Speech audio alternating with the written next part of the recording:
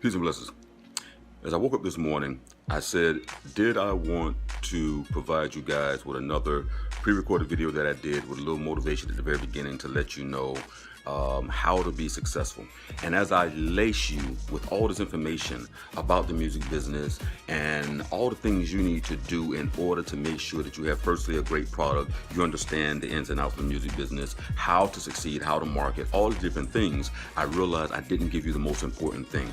And the reason why I realized it was because I had to look back at my life as I currently am in a position and transition phase where I'm running multiple businesses, all while also volunteer firefighting, which right now is taking up the majority of my time, which is why you guys haven't seen me on live streams.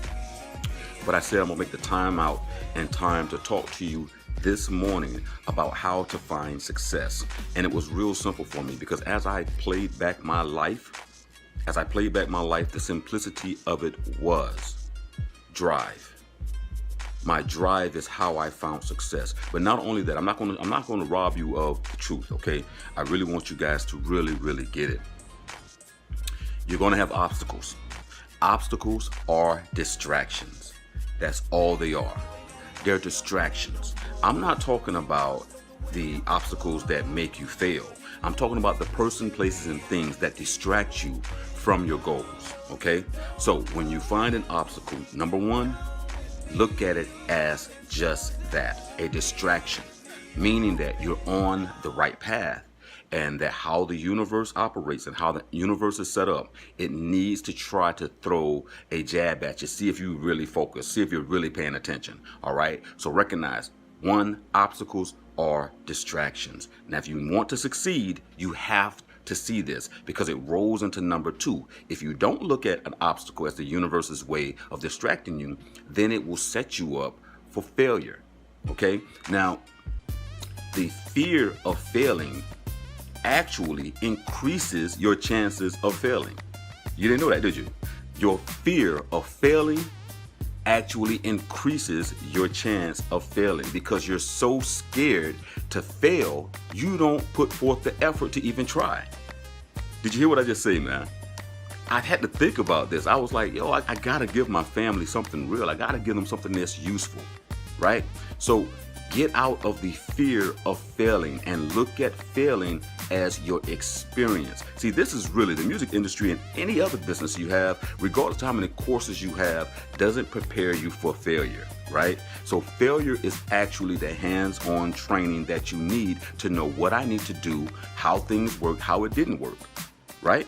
So the fear of failing actually sets you back. That's the number two thing, all right? Now, number three, do business with people, right, that are doing the same thing you're doing. Do business with people who are motivated. Do business with people who are succeeding. Do business with people who are trying new and different things, but they're doing business. That's what you're looking for. Because in any business that you do, you're going to need someone else to help you, okay? Hands down, it works that way. You cannot do it all by yourself.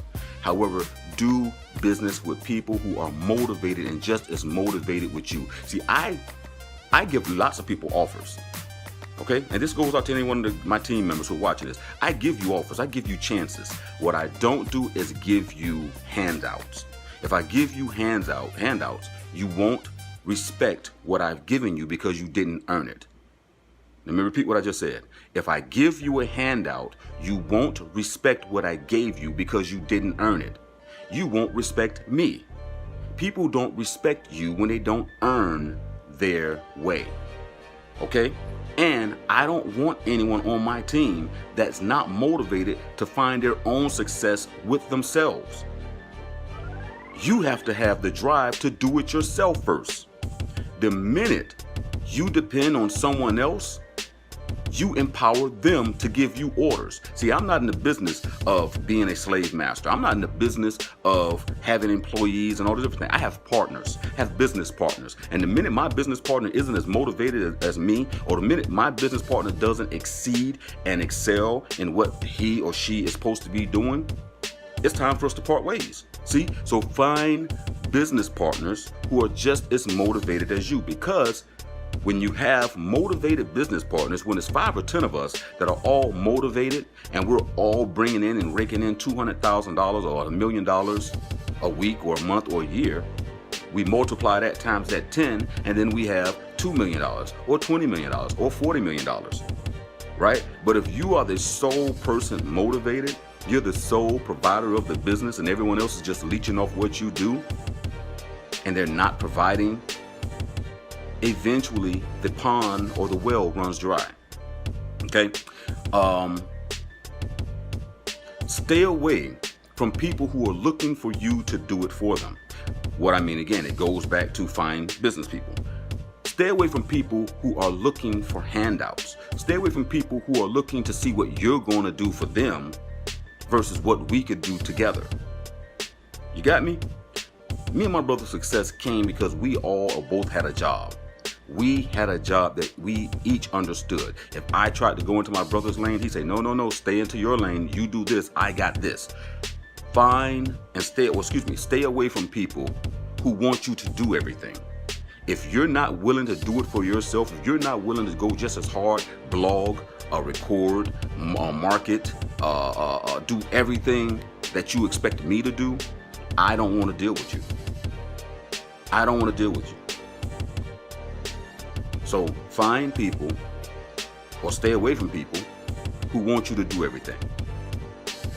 Lastly, set goals. The most important thing you could do is set a goal. See, what we do is we think small. So we say, well, if I make $4,000 this month, that'll cover my lights and bills, and I'll be able to at least do this. See, that's the problem. You're setting short-term goals. You're thinking small. You're thinking just what I need. Or you're thinking, oh, if I can just make enough money to buy that new car, buy a house. No, forget all of that. Stop thinking small. Don't say, you know what, I want to be a millionaire. Say, I want to be a multi-millionaire. What does that mean? More than one. I want to be a 10 millionaire, a double-digit millionaire. Because honestly, guys, $1 million is nothing. We blow through $1 million like it's nothing. All right?